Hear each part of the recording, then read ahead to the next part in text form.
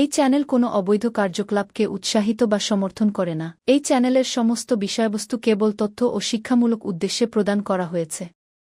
যদা যদা হি ধর্মস্য গ্লানির্ভবতি ভারত অভ্যুত্থানমধর্মস্য তদাত্মানং সৃজামি। পরিত্রাণায় সাধুনাং বিনাশায় চ দুষ্কৃতং ধর্ম সংস্থাপনার্থায় সম্ভবামি যুগে যুগে। নমস্কার বন্ধুরা, জ্যোতিষী এবং তন্ত্রবিদ শান্তনু বন্দ্যোপাধ্যায়ের অডিও ইউটিউব চ্যানেলে আপনাদের স্বাগত জানাই। এখানে শ্রী শান্তনু বন্দ্যোপাধ্যায়ের বহুল প্রচারিত জ্যোতিষ টোটকা এবং ফলাফল আপনাদের সুবিধার জন্য তুলে দেওয়া হলো। এখানে আপনারা অডিও ফরম্যাটে নানা রকম রিপ্রেজেন্টেশন হবে গ্রাফিকের, তার মাধ্যমে আপনারা এই ভিডিওগুলো দেখতে পারবেন খুব সহজেই। যারা যারা জীবনে নানান সমস্যায় জড়িয়ে পড়েছেন এবং সহজ সমাধানের পথ খুঁজে পাচ্ছেন না, তারা দ্রুত যোগাযোগ করুন আমাদের এই বুকিং নাম্বার। দেখবেন তলায় স্ক্রোলে বুকিং নাম্বার যাচ্ছে। আমাদের বুকিং নম্বর হলো 9830143048। সকাল 11টা থেকে সন্ধে 7:30 মানে 7:30 পর্যন্ত এর মধ্যে আপনারা ফোন করবেন। প্রেম, বিয়ে, বিচ্ছেদ, চাকরি, ভাগ্য, রাশি, যে কোনো সমস্যায় দ্রুত যোগাযোগ করুন এই নাম্বারে। নাম্বারটি ভালো করে দেখুন এবং নিচের স্ক্রোলগুলো ভালো করে আপনারা ফলো করুন। কুণ্ডলিতে যদি গ্রহের দোষ থাকে তাহলে কি করতে হয়? পুজো আর্চা করতে হবে প্রবলভাবে, তান্ত্রিক কোনো ক্রিয়া করতে হবে, কি করতে হবে, কার কাছে যাবেন? গ্রহের দশা বা চলছে, মহাদশা চলছে বা চলছে দশা, মানে জীবনে উলট পুরাণ শুরু হয়ে গেছে, যে ভালো জীবন খারাপ হয়ে গেছে, মাথা খারাপ হয়ে গেছে, প্রতিটা জায়গায় ঝামেলা, বাজারে ঝামেলা, অফিসে ঝামেলা, ব্যবসায় ঝামেলা, বাধা বিপত্তি, মানসিক চাপ চরমে উঠে গেছে। শাস্ত্র বলছে কোনো জটিল নিয়ম পালন না করে, কোনো তান্ত্রিক বিধি তেমনভাবে পালন না করে, লম্বা মন্ত্র পাঠ পূজা অর্চনা না করেও কিছু কাজ, প্রতিদিনের কিছু ছোট ছোট কাজ এই সমস্যা থেকে আশু সমাধান এনে দিতে পারে। তো গ্রহের দোষ কাটানোর কিছু উপায় আজকে আপনার আমার থেকে জেনে নিন। প্রথমেই বলি রাহু কেতুর কথা। আপনার কুণ্ডলিতে রাহুর দোষ থাকলে তা প্রতিকারের জন্য রাস্তার কুকুরকে খাওয়ান। কি খাওয়াবেন? রুটি, হাতে তৈরি করা রুটি, দয়া করে কিনে এনে খাওয়াবে, ওটা নিজে তৈরি করে খাওয়াবে। বা বিস্কুট, বিস্কুটটা আপনাকে কিনেই খাওয়াতে হবে। জ্যোতিষশাস্ত্র অনুসারে পথকুকুরদের খাওয়ালে রাহুর নেতিবাচক প্রভাব, নেগেটিভ এফেক্ট কমে যায়। কেতুর দোষ কাটাতে চাইলে গণেশজির পুজো করুন। গরিব লোকদের কম্বল অথবা কাপড় দান করুন। উজ্জ্বল কমলা বা সবুজ কালারের কাপড় দান করবেন এবং নেশা করবেন না নিজেকে, এবং সৎ পথে চলবেন। অনর্থক ঝামেলা, বিবাদে, অশান্তিতে নিজেকে জড়াবেন না। আচ্ছা, এবার বলি চন্দ্র এবং সূর্যের ব্যাপারে। চন্দ্রের দশা দুর্বল হলে মানসিক অস্থিরতা বৃদ্ধি পায়, অবসাদ, ফ্রাস্ট্রেশন বৃদ্ধি পায়, স্বাস্থ্যের অবনতি ঘটে। এই দোষ কাটাতে হবেই আপনাকে, নাহলে বাঁচবেন না। প্রতি সোমবার শিবলিঙ্গে জল বা দুধ আপনারা ঢেলে দিন।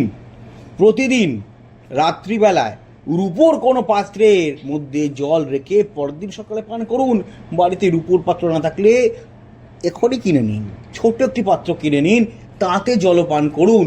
সারা রাত জল রেখে দিন, পরের দিন সকালে জল পান করুন। জল কিন্তু কিছুটা খেয়ে বাইরে ফেলে দেবেন না, পুরোটাই খাবেন। পরিমাণ মতো জল রাখবেন। এক চুমুক খেলেন আর ভালো লাগছে না, ফেলে দিলেন, ওরকম করবেন না। সূর্যের যদি অশুভ দশা চলে তবে সম্মানহানি হতে পারে, রাস্তায় ঘাটে মানহানি হতে পারে, পরিবারের সদস্যদের সাথে মতের অমিল হতে পারে। দোষ কাটাতে হবে, তাই তো? তাহলে কি করবেন? প্রতিদিন সকালে স্নান করার পর তামার পাত্রে জল নিয়ে উদীয়মান সূর্যকে জল নিবেদন করুন। বেলা 12টার সময় করবেন না, তখন সূর্য অলরেডি উঠে গেছে। উদীয়মান সূর্যকে করার মানে হচ্ছে ভোরবেলা করতে। সূর্য উঠছে, যাকে বালার্ক বলা হয়, অর্থাৎ সূর্য উপরে উঠছে, উদীয়মান সূর্য, তাকে একটু তামার পাত্রে জল অর্পণ করুন। ওকে, এবার জানব বুধ, বৃহস্পতি এবং শুক্র গ্রহের অশুভ ফলের ব্যাপারে। বুধের দশা খারাপ হলে বুদ্ধিভ্রম হয়, ব্যবসায় ক্ষতি হয় এবং তোতলামি বৃদ্ধি পায়, অর্থাৎ এবং স্ট্যামার করতে শুরু করে দেন। এই দশা কাটাতে হলে প্রতি বুধবার গণেশজিকে দূর্বাঘাস নিবেদন করুন। একটু মাঠের দিকে যান, হাঁটা হবে, দূর্বাঘাস ছিঁড়ে নেবেন, সামান্য পরিমাণে, বেশি ছিঁড়বেন না, অল্প পরিমাণে ছিঁড়বেন, ছিঁড়ে শ্রী গণেশজিকে গাছটি ধুয়ে অর্পণ করে দেবেন। পাখিদের মুগ ডাল বা সবুজ কোনো দানা খাওয়াতে পারেন। সবুজ রঙের পোশাক পরবেন বেশি বেশি করে, তাহলে ভালো হবে। সবুজ রঙের পোশাক পরবেন, পাখিদের সবুজ দানা খাওয়াবেন, মুগ ডাল খাওয়াবেন। বৃহস্পতির দশা খারাপ হলে হয়ে গেল, বিয়ে আর হবে না, বিয়ে অথবা ভাগ্যে বাধা চলে আসবে, শিক্ষায় বাধা চলে আসবে এবং আপনি অহংকারী হয়ে পড়বেন, মনে হবে আপনি বিশাল কিছু, কিন্তু আদৌ তা নন, ক্ষতিকর ব্যাপার। বৃহস্পতি দোষ কাটাতে হলে সপ্তাহের প্রতি বৃহস্পতিবার গাছের গোড়ায় জল দিন। এবার গাছ মানে তুলসী গাছের গোড়ায় জল দিতেই পারেন, সেটা কথা না, কিন্তু কলা গাছের গোড়ায় জল দিতে হবে। কলা গাছের গোড়ায় জল দিন বৃহস্পতিবার এবং হলুদ ও চন্দনের মিশ্রণ করে সে তিলক কপালে লাগান। প্রতি বৃহস্পতিবার কলা গাছের গোড়ায় জল দিন এবং হলুদ ও চন্দনের তিলক কপালে লাগান। ভগবান বিষ্ণুর উপাসনা করুন, শ্রী বিষ্ণুর উপাসনা করুন এবং শিক্ষক গুরুজনদের ব্রাহ্মণদের সম্মান করুন। তার মানে অর্থাৎ যদি কোনো ব্রাহ্মণ পুরোহিত থাকে তাকে সম্মান করুন, তাকে দক্ষিণা দিন। গুরুজন অর্থাৎ পিতৃস্থানীয় কেউ থাকলে তাকে সম্মানের সাথে কথা বলুন, তার সাথে ব্যবহার ভালো করুন, তাচ্ছিল্য করবেন না। এবং আপনার শিক্ষক যে কেউ হতে পারে, স্কুল শিক্ষক, কলেজ শিক্ষক, ইউনিভার্সিটি শিক্ষক, বিশ্ববিদ্যালয় শিক্ষক বা আপনার পারিবারিক কোনো শিক্ষক, তাকে সম্মান করুন। আপনার নিজেরও না হতে পারে, বাড়ির ছেলে মেয়েদের হতে পারে, আপনার বন্ধুর কোনো শিক্ষক, তার সাথে দেখা হয়ে গেল, তাকেও সম্মান মানে কি, পায়ে হাত দিয়ে প্রণাম করতে হবে না, ভালোভাবে কথা বলুন। বাড়িতে কোনো শিক্ষক আসলে তাকে নিজের হাতে মিষ্টি দিন, নিজের হাতে, কাজের লোককে দিয়ে বলবেন না স্যারকে মিষ্টি দিয়া, নিজে চাটা দিন। ওকে, এইগুলো করতে হবে বৃহস্পতির দশা কাটাতে গেলে, বৃহস্পতি গ্রহের অশুভ দশা কাটাতে গেলে। শুক্র গ্রহে যদি দশা থাকে তাহলে কি করবেন, অশুভ দশা থাকলে তাহলে কি করবেন? কুণ্ডলিতে শুক্রের অশুভ দশা যদি থাকে তাহলে দাম্পত্য জীবনে অশান্তি এবং আর্থিক ক্ষতি আপনার জীবনে চলে আসবে, প্রকট হয়ে যাবে। প্রকট, যেটা প্রচ্ছন্ন ছিল, ডরম্যান্ট ছিল, সেটা প্রকট হয়ে যাবে, রিভিল্ড হয়ে যাবে। কি করবেন? প্রতি শুক্রবার মা লক্ষ্মীর পুজো করবেন। শুক্রবার হচ্ছে মা লক্ষ্মীর দিন, শুক্রবার মা লক্ষ্মীর পুজো করবেন, সাদা মিষ্টি নিবেদন করবেন, নিজেও খাবেন একটি করে, নিজেও খাবেন। অর্পণ করার পর কর্পূর দিয়ে মা লক্ষ্মীর আরতি করুন। কর্পূর কি দিয়ে না, কর্পূর দিয়ে মা লক্ষ্মীর আরতি করুন। এছাড়া শনিদেব এবং মঙ্গলের দশা খারাপ হলে কি, আগেই বলেছি, ঠিক আছে, আরেকবার বলে দিচ্ছি। যদি কুণ্ডলিতে মঙ্গলের দশা খারাপ হয় তাহলে অতিরিক্ত রাগ হবে, মাথা গরম হয়ে যাবে এবং একে অপরের সাথে বিবাদে জড়িয়ে পড়বেন। ঘনিষ্ঠ বন্ধুবান্ধব, আত্মীয় স্বজন, লাভার। তাহলে কি করতে হবে? মঙ্গল দোষ কাটাতে হলে সপ্তাহের প্রতি মঙ্গলবার হনুমান চালিসা পাঠ করতে হবে। হনুমানজির চালিসা আপনি প্রত্যেক মঙ্গলবার পাঠ করবেন। হনুমানজির মন্দিরে আপনি সিঁদুর অর্পণ করতে পারেন বা কোনো লাল ফুল অর্পণ করতে পারেন হনুমানজির মন্দিরে। কবে করবেন? সপ্তাহের প্রতি মঙ্গলবার। এবং নিজের রাগকে নিয়ন্ত্রণ করুন, নিজের অ্যাঙ্গারকে কন্ট্রোল করুন, যাকে অ্যাঙ্গার ম্যানেজমেন্ট বলে। প্রয়োজন ইউটিউবে সাহায্য নিন, অ্যাঙ্গার ম্যানেজমেন্ট কী করে কমাতে হয় আপনি জানতে পেরে যাবেন।